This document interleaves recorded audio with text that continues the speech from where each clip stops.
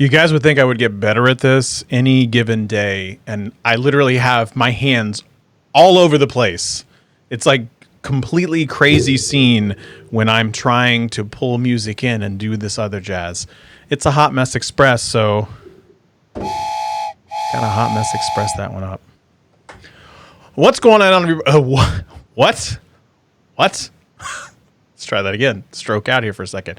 What's going on, everybody? It is Wednesday, 8 p.m. Eastern Time, and that means it's technically speaking live. I will be the host. I am Scott Peachy, a.k.a. The Big Peach, a.k.a. Big Body Cadillac, a.k.a. Are you down with the thickness, a.k.a. Oh my God, I can't believe I'm going to go to the comments because I can't actually remember it. Hopefully Larry is in the comments at some point, and I'll bring stats on because now I'm going to make sure stats. Evidently, I messed up my lower third, so we're just going to take that off because, again, Hot Mess Express.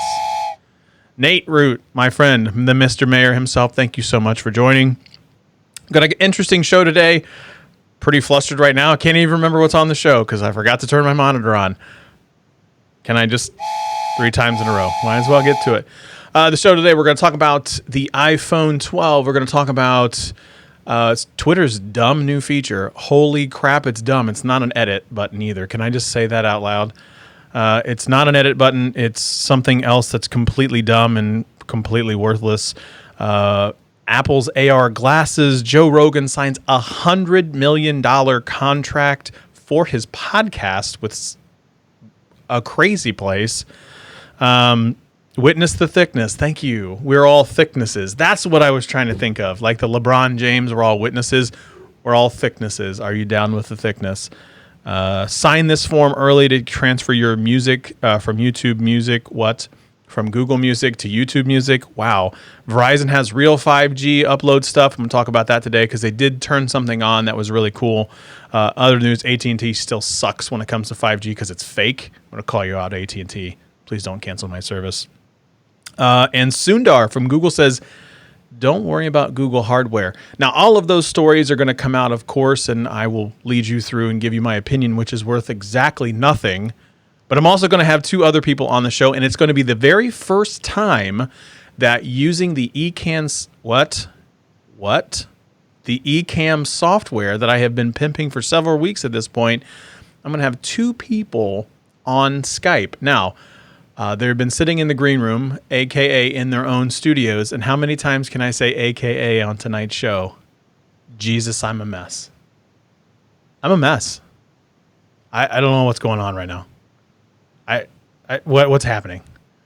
I can see Stats and Josh backstage right now just shaking their heads relentlessly going, dude, what is your problem? What is going on?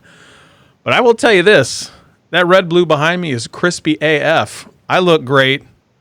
That's all that matters. So I'm going to go ahead and bring these 2 schmoes on. Oh, wait, real quick. Whoop. What? Still got a camera angle. And also my Gmail. Awesome. Why do I even try? Why? Okay, so let's bring in Mr. Stats himself. Stats, welcome, my friend, to the show. Please make sure you unmute your mic. I think I'm good to go. Thank you for having me, as always. You are, my friend, not a hot mess. What are you drinking this evening? Well, I was drinking, but due to all of your malapropisms and I'm sorry. I'm sorry. What was that first word? Malapropisms. It's a word. Look it up. Malapropism. Yeah. So I'm still. This is the last Columbus Brewing Company Summer Teeth of the what's in the fridge, but it's now gone with the drinking game that we play with every time you mispronounce a word on this show. So, well, evidently I have now infected the comments because evidently C19, which I'm assuming is going to be the thing we're going to refer to as Voldemort, right? According to Mr. E. Root, C19 induced Alzheimer's ? What? And he goes, quarantine rather. Oh my gosh. Andrew says the eCam makes anything else look so lame. I know, it's crazy. It looks amazing. If you have a Mac and you have an iPhone and you don't have eCam, use my affiliate links. And if you haven't, why haven't you done it yet?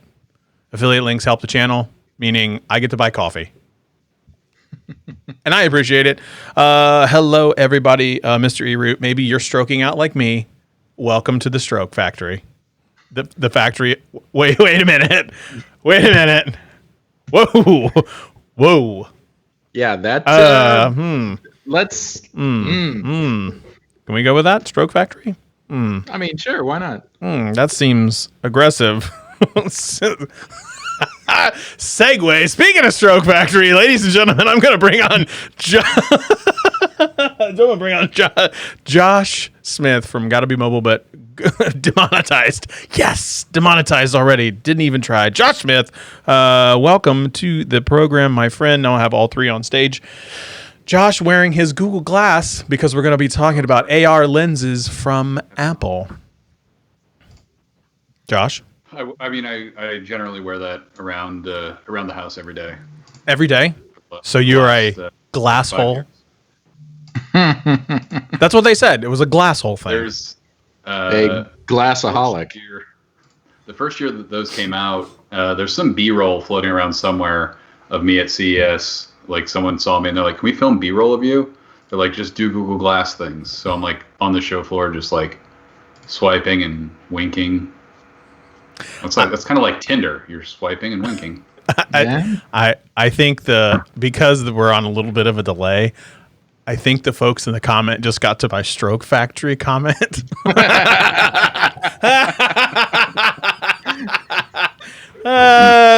Hashtag witness the thickness. Hashtag Stroke Factory.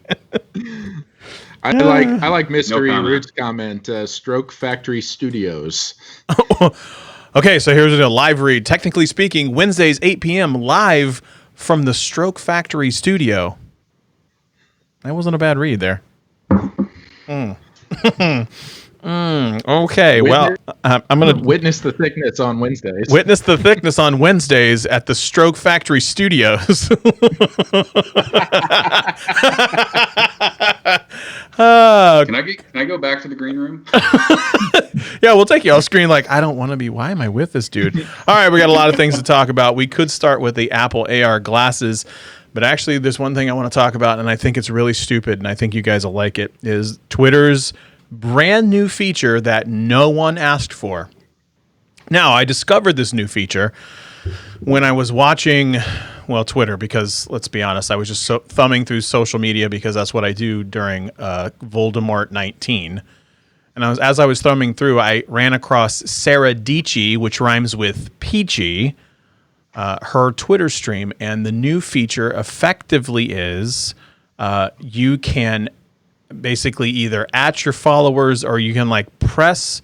Okay, so once the feature is turned on for your Twitter stream, you can like press the bubble and allow only people who follow you to reply to the tweet.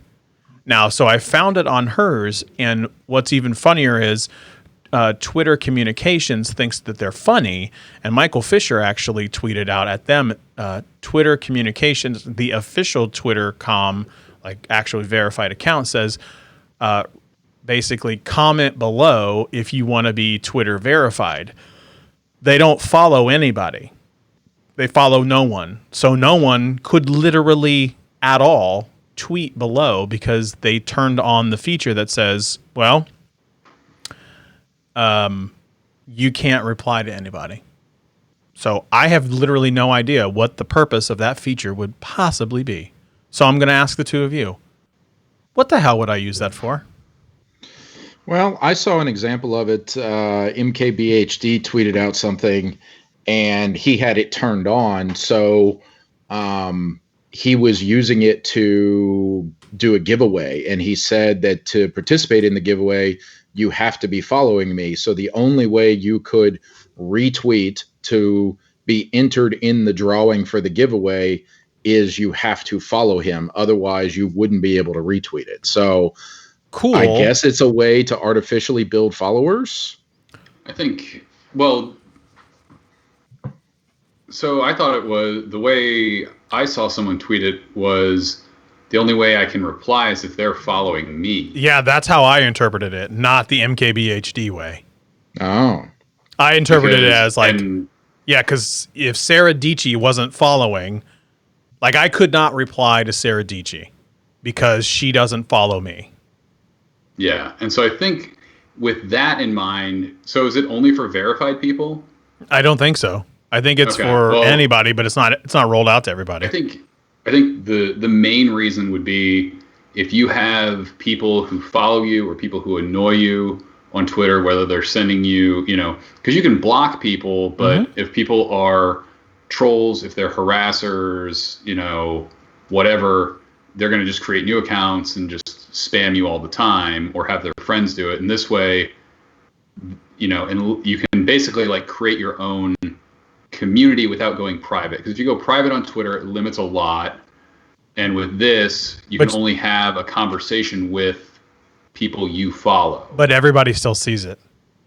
Right. So it's like broadcast, but people that are in your network can still communicate and comment on it. Obviously, I'm still struggling to see the point of that. I bet if you asked a lot of women that they might have a different take, would be my guess, based on the few I've talked to who deal with trolls online. Okay. I didn't think about it from that perspective. If that was the point of it, Twitter comms didn't do a great job of communicating that. Yeah, telling people that was the purpose behind it. I could think of another potential use for it, but even then I'm stretching for it, so say you are Twitter verified and you're an SME in some subject. So you want to tweet something out to the whole world, but you only want other people who are also SMEs in that subject to be able to converse with you. And, it would be a real easy way to thread a discussion, because only people who have that direct connection to your account can then be part of the discussion. So again, it would be, hey, Twitter, I'm trying to solve, Fermat's last theorem or something, and only other mathematicians, just go with me, only other mathematicians who I am directly connected with. I'm a freaking tech show. I'm a tech show. I don't even know what you just said. I couldn't even spell it. It's FERMAT. I got something that starts with F for you. It's a very famous mathematical theorem that I believe has never been solved. But if you were a high level... Have they asked Matt Damon to try and solve it? Not yet. I think the mathematician is waiting on Matt Damon to accept his friend request or something. Okay, so let me just read to you from a TechCrunch article that says exactly what it is. Twitter acknowledged today they've begun testing a new setting that lets the users limit the reply to tweets. So it's by tapping on who can reply window, you get the option of everyone, people you follow, and only people you mention. If you opt for either of the latter, the reply function will be grayed out for all who don't fit the description. They can view, like, retweet the thing, but they won't be able to reply directly to the sender. The thread itself will also be acknowledged that replies are limited. So, okay, that is an instance of what I saw MKBHD do this afternoon, because when he tweeted out, hey, retweet this to be entered into a giveaway, the reply function was grayed out. So I guess he was using it kind of to spam all of his followers to make sure they are following him, but he didn't want to start a conversation. There you go. So it's I don't want it like this. This isn't up for conversation. This is just like a broadcast message. Yeah. Hey, retweet this to have a chance to win something, but don't reply back to this and say, "Dear God, give me that iPhone."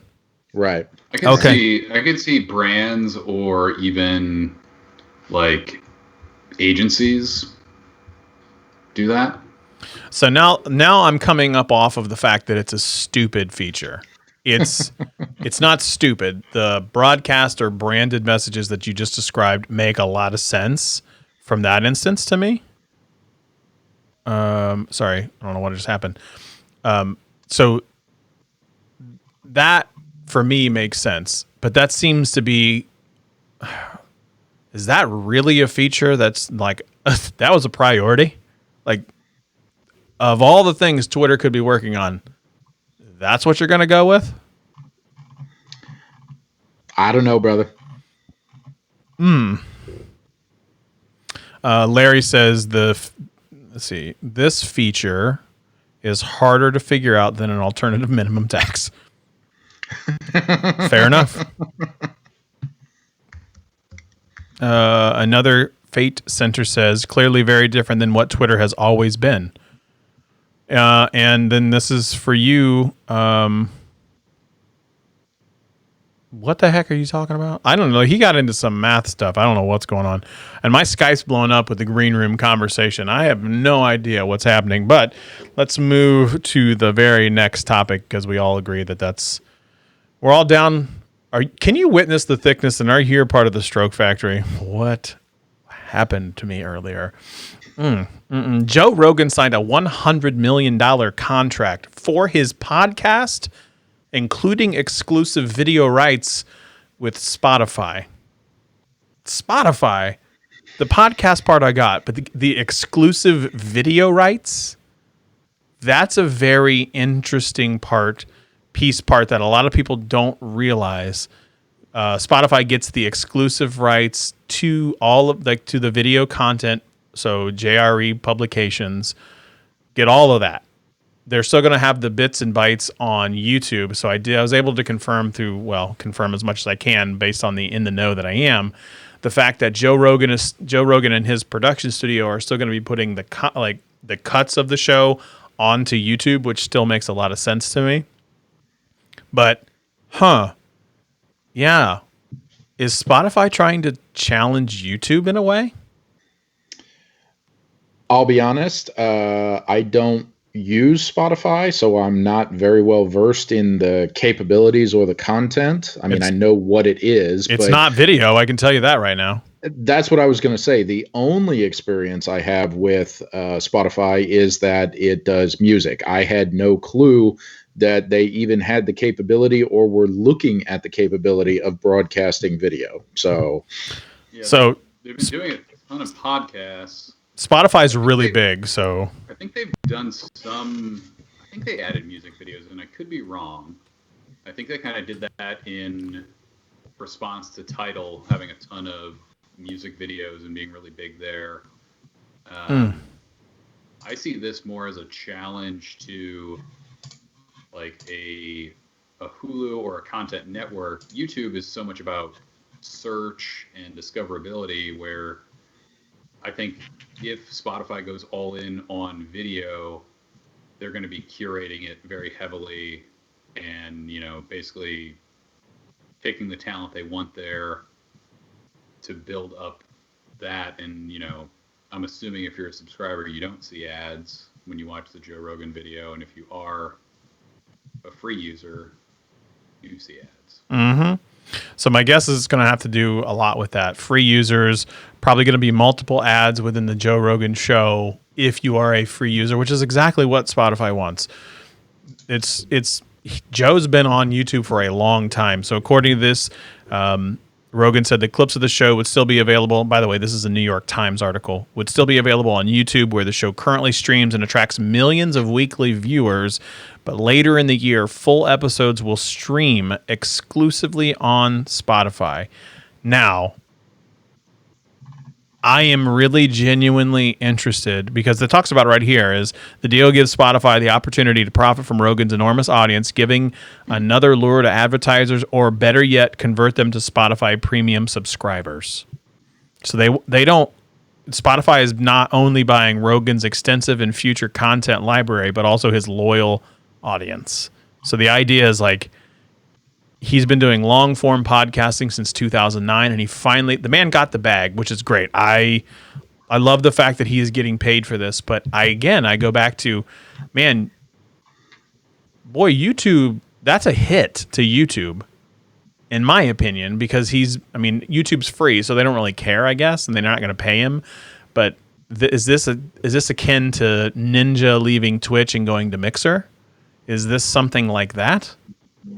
And that's kind of what I'm wondering is Yeah, I think it's similar to that, where these networks, and especially with Mixer, the whole idea was get Ninja, get his viewers. Okay, now that we have viewers, then it becomes more interesting for other creators, whether they choose to join or whether they're essentially purchased exclusivity or given some kind of deal, but you have to have, it's like an anchor store in a mall. Mm-hmm. You have, you don't want to be there without J.C. Penney or whoever. I don't know there's that many J.C. I was gonna say left. they just filed for bankruptcy actually. Yeah. Brick and mortar retail is not the best example, but you need the headliner to make room for the opening acts and to bring in smaller creators, whether you're luring them in with money or with access. That's, I think. I need to figure out how to go and how do I get this show on Spotify?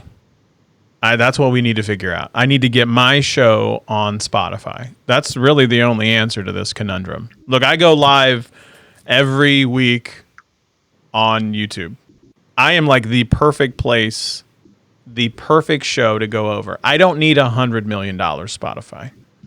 I'm going to go ahead and give you that. I'm going to give you a break.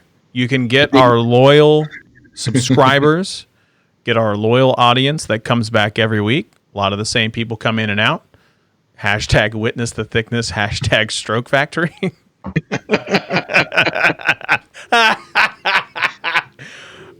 But I'm telling you, like, I'll go over just a 6-figure deal. I don't even need 7 figures. Just give me a 6-figure deal. Just pay off my student loans. Pay off my student loans, and I'll give you a podcast. If you pay off my student loans, Spotify, I'll give you a podcast every single day for 5 years. And I'm talking 365. 365. Look.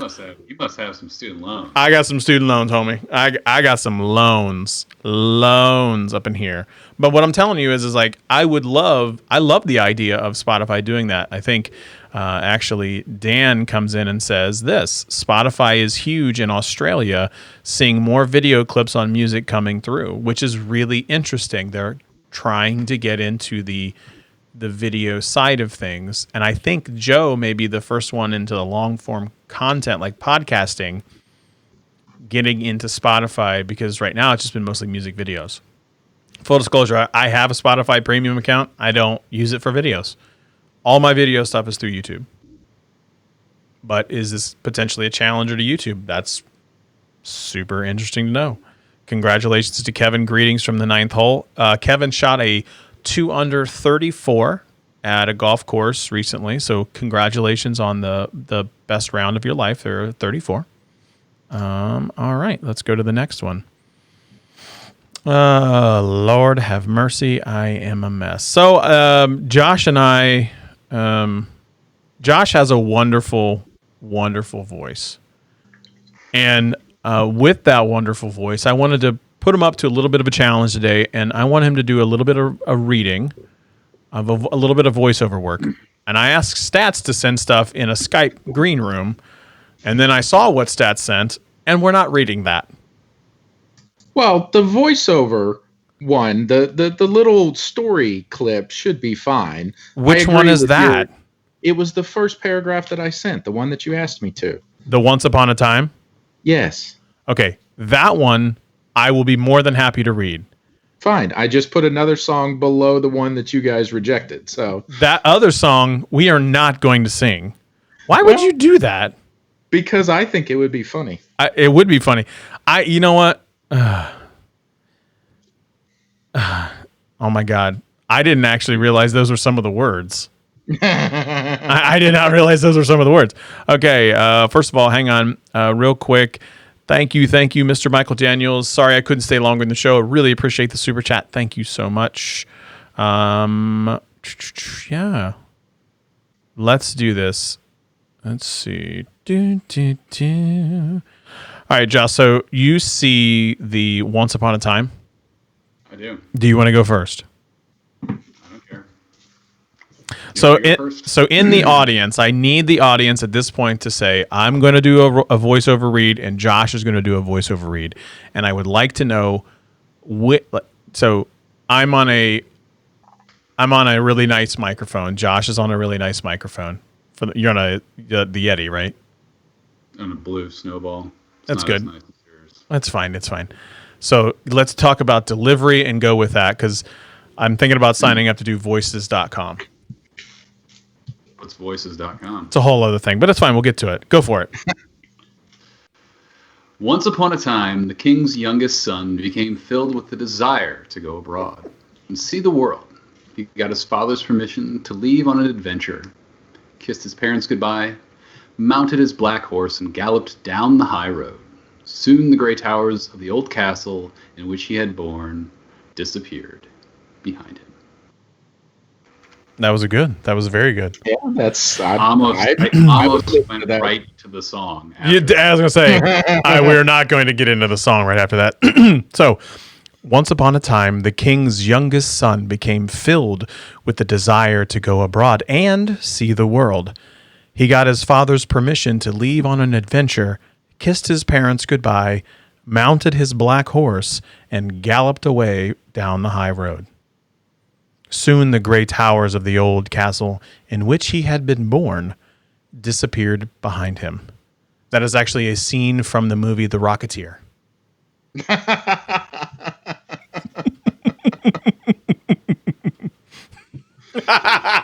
Oh, Lord have mercy, Scott. Sorry, that is not from the. I was mistaken. That is not from The Rocketeer. That's my fault. You definitely added a word, by the way. I did? That's a penalty. Which word? In which he had born. Did I say that? There's no Ben. Yeah. Yeti and Snowballs. Yes. Scott Peachy voiceovers. This show is a hot mess tonight. So, all right. So, let's see. Mr. Eroot says he's engrossed with the show tonight. I appreciate that. Thank you very much. This show is a hot mess express. Toot toot. Toot toot. Hopefully you guys see. I don't know if we should sing, Josh. I've seen what Country put in as the actual song. Do you know that song? Wonderwall? Yeah, I know that song. Do you know that song? I do know that song. Should I do it? Like that's a... Should we do it? Today is gonna be the day that they're gonna throw it back to you. By now, you should have somehow realized what you gotta do. Hey, I don't believe that anybody feels the way I do about you now. That was good. I mean, admit that. That was fire. That was fire. I'll be honest, Scott. I liked your presence on the mic with the music, with the lyrical holding the notes, better than I did your reading. Just Really? because you enunciate so much, it comes through the mic as pops when you're reading something. But when you sing, you're kind of lilting along through the forest. So I like I like some of it. I like some of it. Well, you know what? I love you too. That's right. Larry says they build Wonder Walls and Stroke Factories. That's right. We build Wonder Walls and Stroke Factories. Ooh, this show is going to be copyrighted and demonetized. Copyrighted and demonetized. Let me go back to the show notes that actually talk about... All right, we got to talk about the Apple AR glasses. Josh, if you would be so kind as to don the Google Glass. Now, several years ago, it's probably got to be, 2012, 2013? Got to be 2012, 2013. That's going to be my guess is when Google Glass came out originally. And people did coin them as glass holes because people wore them and they were just worried about the intrusive nature because they did have a camera on them, and so you could effectively be recording the whole time that you're having a conversation. It was a lot like having a GoPro strapped to your face, but people didn't actually know if it was on or not. Now, as a former owner of Google Glass, you were never going to record that much. One, because they got hot, and it would get hot if you... like really, really hot if you were going to use it that much. Also, the battery life sucked. sucked. It was awful. You would have got maybe 20 minutes of recording. But looks like Apple is going to attempt to come out with their AR augmented reality Google glasses. What? Apple glasses called Apple Glass. Real original. Apple Glass. This, of course, was leaked by Mr. Apple leaker himself, John Prosser. Hashtag Ohio boy. He's from Ohio. And so I posed the question out to the greater group, posed the question in the comments. Does anybody actually care about this? It's going to depend what they do with it. I mean, part of the reason that Google Glass faced a lot of hurdles. It was really one of the first things. If you notice, Snapchat Spectacles came out. Granted, they're not AR, but people weren't freaking out about AR. They were freaking out about the camera on your face. Mm-hmm. Once Snapchat came out, no one really, people were lining up to buy them, and it was cool. So Google Glass missed the cool factor. Did. And I think Apple comes late to the party. They market it well. They launch with killer apps, and they're pretty good at selling cool. Mm-hmm. Not to everyone, but in general, like that's what they do. So one thing about this is that the AR the Apple Glass will be powered pretty much exclusively by the iPhone. So my guess is that you'll probably have to have an iPhone in order to pull it off, because it's going to be a lot like the Apple Watch. Like a lot of the interactions and the heavy lifting of computing is going to be done with the iPhone in the pocket. So that's how they planned on doing it. It makes the most sense. It will help with the battery life rather than do the computational power within the glass unit. It'll be done on the iPhone. It also helped reduce the price. Google Glasses way back in the day, and I'm assuming, Josh, you found the date when they came out. They were $1,300. In 2015? April 15th, 2013 was when Explorers came out for $1,500. $1,500. And it came public May 15th, 2014. I don't know what the price was then, but for the Explorer version, it was $1,500 at the time. Okay. It's $1,500. If I recall, I think you paid $1,200 for yours. Something like that. I can't remember. It was definitely over. It was $1,200 or $1,500, one of the two. And then ended up selling them for like $800 on eBay one day, just because. Took a loss, but in the grand scheme of things, I'm glad I did it. Apple Glasses is going to be $500, $499, and that is a great price point. So it's $499 plus the cost of prescription. So you throw another $150 in it. So for effectively about $600-$700, you're probably going to have prescription Apple powered glasses that they did miss the opportunity, like Larry says, to call them glapples. Really was swinging a miss there, Timmy. Swinging a miss. You could have had something really on your hand there, but you missed it there, Timmy. I'm not overwhelmingly excited. I don't think the world is ready for AR for whatever reason, and I don't know why. It would be cool for those folks that may be watching the show Upload, which is a Amazon exclusive, I believe, right now. Yep. It is a fantastic show, and what they do with their phones is they hold their hand, let me see if I can get on camera, hold their hand out like this and open their hand, and then the phone effectively appears like this inside their hand. Now that I could get down on. That I would love to have the ability to use my hand and do that. But like my actual glasses, as a former... Go ahead. No, go ahead. I was going to say, if they look very much like regular glasses, I think we'll see, what the Apple Watch did for the smartwatch segment. Like, I think we'll see that happen. $499, the price is right, especially considering, a 2021 to 2022 release. So it's going to be a while. I'm personally a little more interested in to see what they do with the rumored VR headset that was mentioned alongside that. Go ahead. I didn't. I got caught up in the fact that they were just trying to recreate Yeah. Google Glass. I didn't They're get into the VR part. They're going to do supposedly have something like the Oculus Quest from Apple, and so the Quest has some pretty decent games. I was actually thinking of subscribing to a fitness service through the Quest, where basically you do like a virtual workout with a virtual trainer on mountaintops and What? stuff like that. Yeah. Why is that a thing? This probably explains why I'm super chubby. Witness the thickness. See, it makes sense. It's my brand. I can't lose weight now. So some people were working out to Beat Saber, which I'm assuming you know what Beat Saber Oh yeah, is. yeah. So you can play Beat Saber. This kind of combines some of the Beat Saber to a trainer who's having you do a bunch of things, and instead of selling you the game for $20, it's $20 a month or $150 for a year.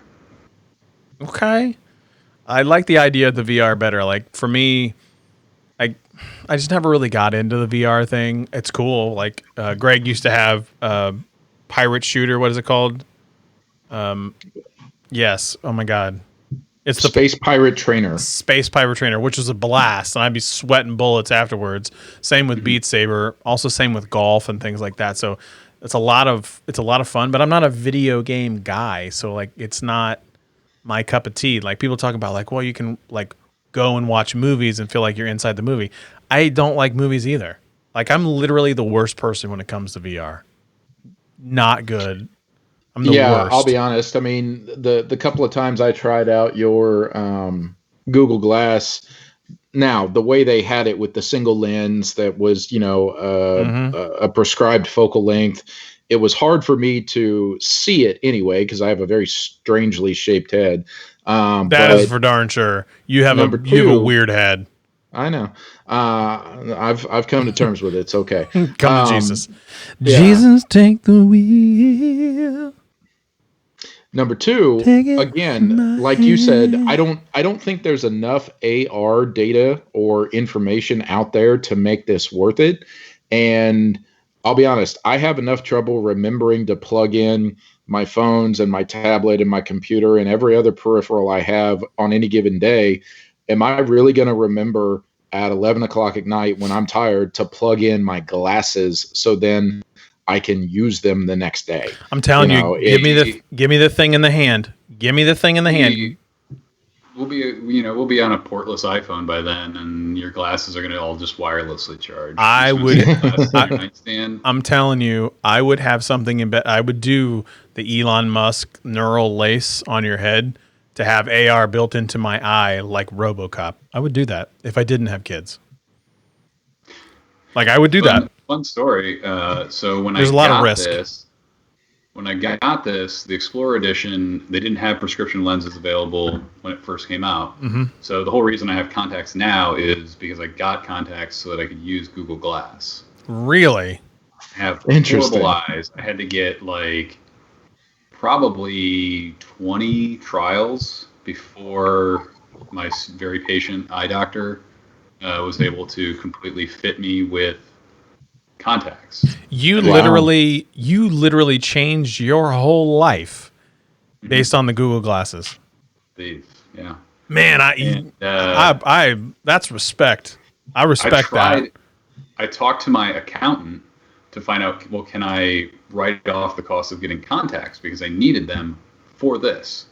And he did research, and at the time, he's like, well, I couldn't find any actual previous rulings on this, so you could, but then you could potentially be like IRS case law or whatever you call it. And I was like,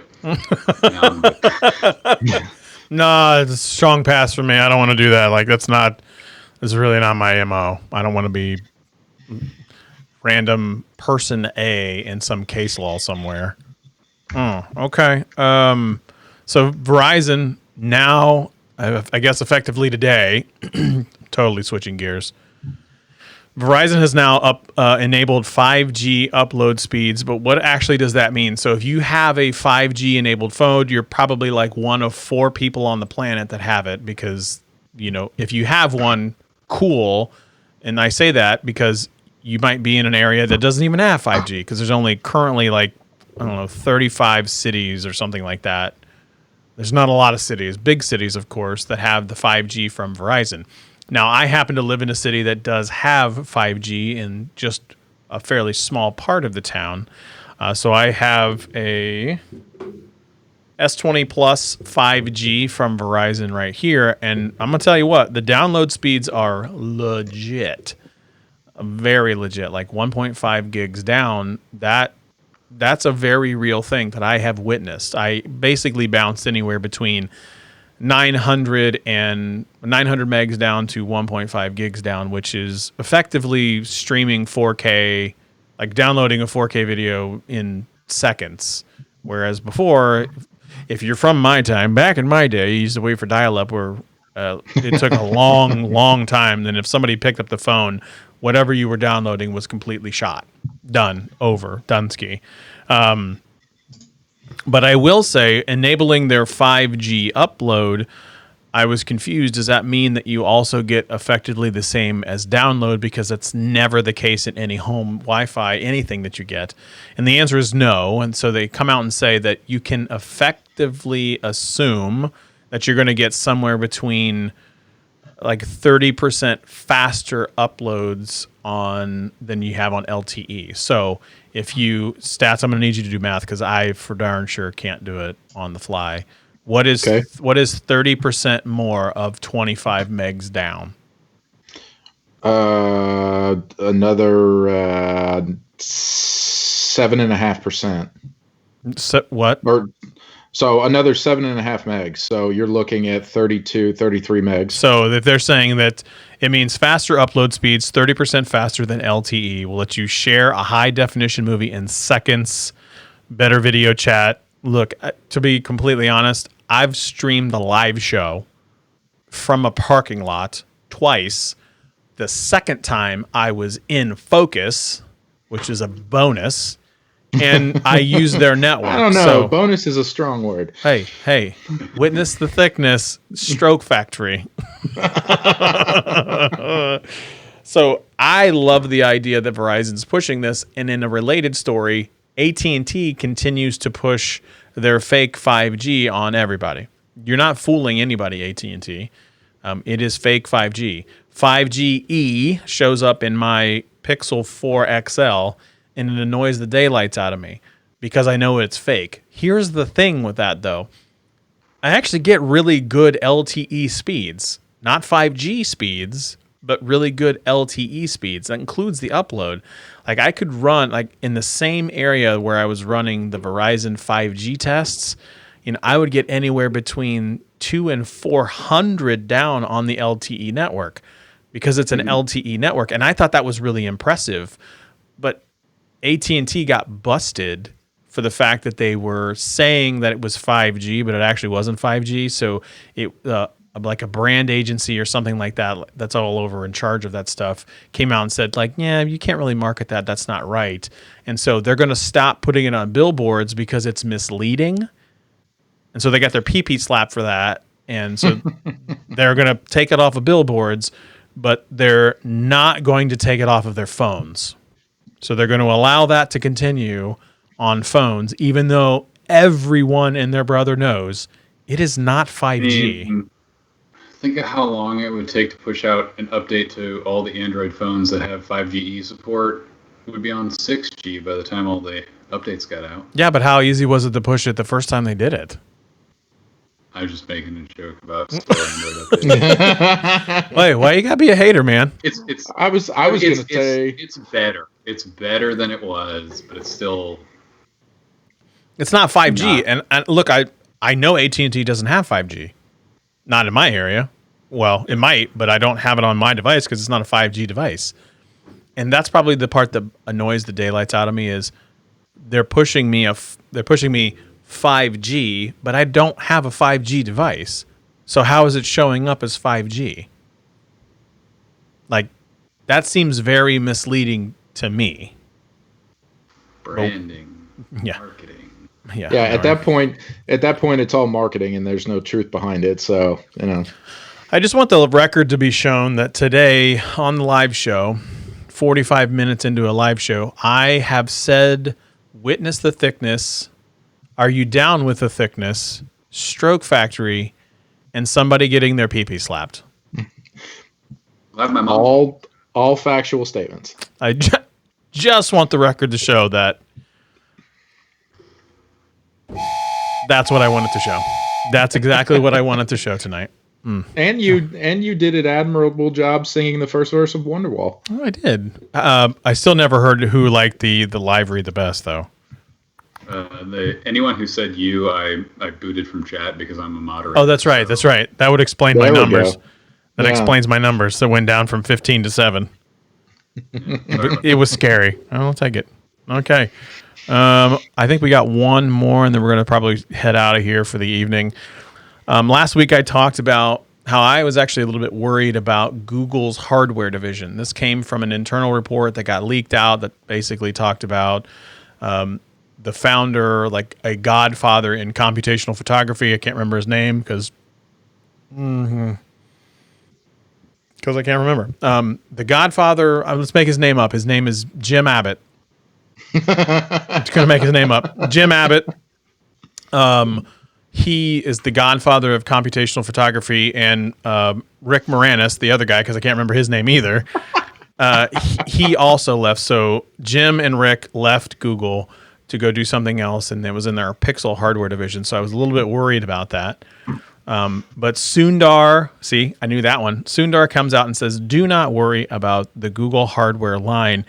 And he says some interesting things inside this interview where he defends the Pixel line, but he also kind of hints at the fact that hardware is very difficult. Hardware is hard, and it takes several years for it to catch on. Now, the most interesting fact out of this is the Pixel 3 XL with its bathtub-like forehead sold less than the Pixel 2, and the Pixel 4 XL, my favorite Pixel to date, sold even less than the Pixel 3. So we're not talking about moving a lot of units here, and they're going backwards. And a lot of people have said they're just not being revolutionary. They're not doing things in order to kind of spur the growth of Pixel. Now, I tend to disagree. I think they are not doing the right things. I don't agree with some of the decisions that they make, like Project Solely, the ability to wave my hand over it. Cool feature. I would much rather you spent the time with something like Project Solely to get the video of the camera app to do 4K 60. Like, there's just other things I really wish that Google would have spent the time and resources on. And now some of these other reports that are coming out, Sundar says don't worry about the hardware division, but now you have basically the impending launch of the 4A. And then now you're seeing these early reports that the Google Pixel 5 is actually not going to be a flagship device with top tier specs. It's going to go with a 765 chipset, not the latest and greatest chipset. So it's going to be much more mid tier. Probably priced at about $700, so it's great if you're trying to get a mid-tier price point, but it's not in line with like the last several Pixels that have been coming out. So I gotta ask, what in the hell is going on with Google hardware, especially in the Pixel line? Because I don't got nothing. Mark Lavoie and Mario Quiroz, whose name I probably just butchered. Those are Jim. those are So that was Jim and Rick. Yes. Cool. I mean, if they left, then maybe it sounds like they're not completely on board with the direction. I think it's almost like Google is ceding the high end to Samsung. They're like, all right, Samsung, you can go make the flagship expensive phones, and you can compete with the iPhone 12, and we're going to bring out the Pixel 5, and we're going to go after the Samsung A20, the LG ThinQ AI 400 or whatever it's called this year, and the iPhone SE 2. I'm going to double down on the fact that I'm genuinely concerned with the kind of the hardware division that is Pixel based on some of the things that you just said. Like, to me, that makes like it'll be a flagship experience. Maybe this is it. Maybe it's a flagship experience at a midpoint price or high midpoint price. Are they the new OnePlus? How long do the Pixel devices typically get updates? One of the benefits has been fast. Are they like 3 years, or are they? I think it's 3 years. I think the Pixel 1 just its stats. Look this up because I know that you can look it up. Is Pixel 1 security updates? I want to say that they got updates either through October of last year or October this year. Yeah, but like, how long do they get like a major Android build update? Oh, I don't know that. I have no idea. Because like Samsung's basically, I think publicly stated 2 years. Apple it's definitely longer than 2 years. Yeah, Google Pixel phones are guaranteed for at least 3 years from the date that it first becomes available on the Google Store. That's a lot of value.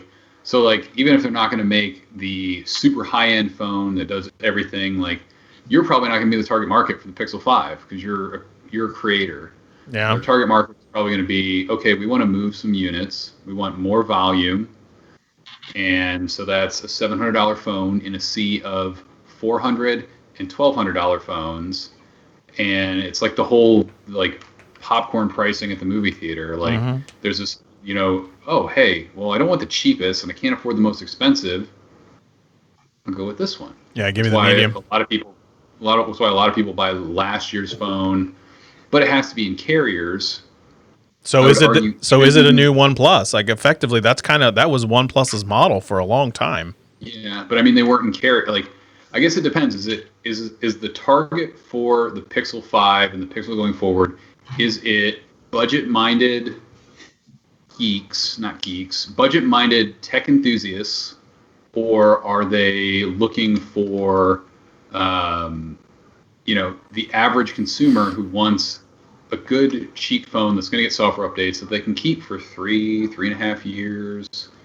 The hard thing is I would have normally said it's probably for the budget-minded, but you and I mean, the three of us all know this at this point, is if I take a teenage child, still a child, so if I take a teenager to a carrier store and they say, I want an iPhone, you're gonna get the iPhone for $400. You're gonna get the SE, and that's gonna be sufficient because that thing is pretty powerful for what it is.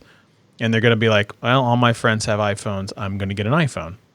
Because the 3A last year, the big selling point was it was a pretty cheap phone with a tremendous amount of power. It is a dynamic device still to this very day. But that $400 iPhone is really, really putting a damper on the hardware division. Like, I feel like Google has to come up with, like, what's the next thing? Something else. Like, the first Pixel was the unlimited photo storage at original quality, not the fake high quality. Like, they've got to do something like that. So you're saying they need one more thing? They need one more thing. Like Apple, they need the one more thing. Like, I feel like they need something like that. And I don't know what the answer actually is. Unlimited drive storage, unlimited photo storage. Like, I think that's great for me. Photo thing is a bonus, but it's not for most people. It's not the be all end all. Like, when people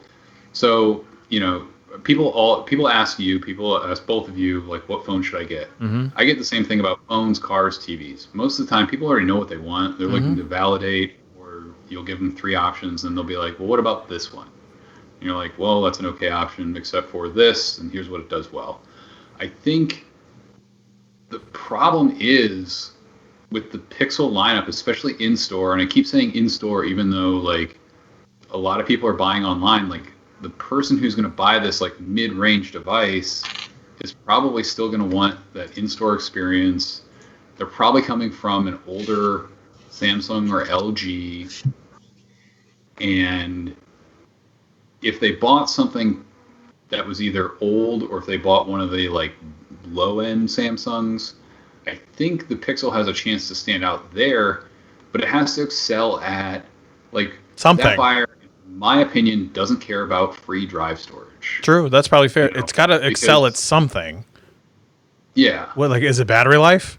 The 3A was a beast on battery life, and it took it took 98% of the same quality photos of the 3 and the 3XL. Like, what is the differentiating factor in the Pixel line? For me, it's always been the photos. I prefer the look of the photos when it comes to any photos taken on a mobile device. That includes the iPhone. Just photos. Videos, it's still iPhone. Look, it's not even close. You guys have seen, I can point and look at this. I could put my iPhone on screen right now if I wanted to for multiple camera angles, because one, I can do it, and two, it's really good. Like, so take that out of it. What else are you getting? Apple has a tremendous backing when it comes to the developers. You don't get that so much with Android. Like, that's a definite detriment. And I am an Android guy. I am a Pixel guy through and through. I am Team Pixel all the way. I will probably own every single Pixel under the sun. But boy, it's getting hard. Pause. I was just going to say, I agree with you on the camera, the camera part, because what are people doing? They want to take pictures of their kids. They want to take pictures to share on social media. They want to get famous on TikTok. Whatever it is, it revolves around the camera. And then what do you say? The ecosystem. How easy is it to share that? And this might be different on other carriers. Right now, if I'm on iPhone and I send a video, or at least if someone's on Verizon and they have an Android and they send a video to me via text message, it gets compressed down to like flip phone quality. Oh my God, it's awful. Awful. If you go Apple to anything, it looks like it was filmed in dirt. Yeah, basically. So so on Apple, you have AirDrop, you have the watch, which, like, we've seen some really good hardware for Wear OS devices. Wear OS itself, I mean, I get it. It's tough to support multiple different iterations of hardware and all this stuff, but like, it feels so disjointed. Are you talking about Apple? No. I'm talking about Wear OS. Okay. Like, basically, like, I hate to like harp on the ecosystem, but it's just like, you know, if someone wants the best, you know, smartwatch experience, you go Apple. Apple has the best smartwatch experience. So to use that, you have to have, and so that's why, I mean, bring it full circle, why they're interested in glass and why they're interested, I think, in VR, because they want to get in on the gaming. And honestly, you know, this should have been VR's time to shine. Like, we're all stuck inside, but it's kind of not blowing up like some people thought it would at the beginning of the stay-at-home order. Although I will say that if you go to Amazon right now and try and buy a $400 Oculus Quest, you're probably going to be paying $650, and Amazon doesn't do a great job of letting you know that the MSRP is actually $399. Oh no, are you serious? Yeah. You also can't find the Switch anywhere. Yeah. Anywhere. And by the way, Switch is dope. I love my Switch. It's amazing. It's so good. My kids hate that I love the Switch so much, but yeah. All right. They never get to play it. Well, no, they get to play it. This is after me. That's how this goes. This house is not a democracy. It's not how this works. Yeah. We also, I was going to say, we all know that I don't run it either. I mean, it is what it is. So the Oculus Quest on Amazon right now ships in 3 to 5 weeks. Oh. And the base version, which should be $399, if I'm remembering correct, is $521.97. You're buying it used, very good. They don't have, they have 104 new from 527, but Amazon does not do, like, there's nothing on either of these pages that tells me the MSRP, which I think is not. It was the same thing for any game console. If you were to go on there and look, at least during the pandemic, it's a real disservice to customers who don't know exactly what the price of things should be. So I got off on a tangent. All right, my friends, we are at 1 hour. I don't want to keep everybody too long. It is a crazy, wild Wednesday, so I'm going to clear the screen. I'm going to let Stats go first. Stats, you have the whole screen to yourself. Tell the people where you can be found in the interwebs. I am at Helix Heinlein on the tweet machine and at Country Smith on the Instagram. Appreciate you always coming to the show. Josh, my friend, thank you so much for stopping by. Josh, where can they find you? You can find me on Twitter at Josh_Smith. You can find me on Instagram at JoshASmith13 because I finally learned that you can change your Instagram username. There you go. And you can even find me on TikTok at JoshASmith13, and you can enjoy some videos there. Josh is TikTok famous, and I absolutely love it. And as always, you can find me on the Instagram at the Scott Peachy, on the tweet machine at Scott Peachy. I would be really interested to know if you go find me and follow me on any of those things, tweet me or Instagram me, #WitnessTheThickness, #StrokeFactory, because I want to make this a thing. Please do not mention me in those tweets. Please make sure you tag Josh and Stats in those, all of the things. I absolutely love it. This is fun. Andrew, thank you so much for stopping by. It was definitely a neat show.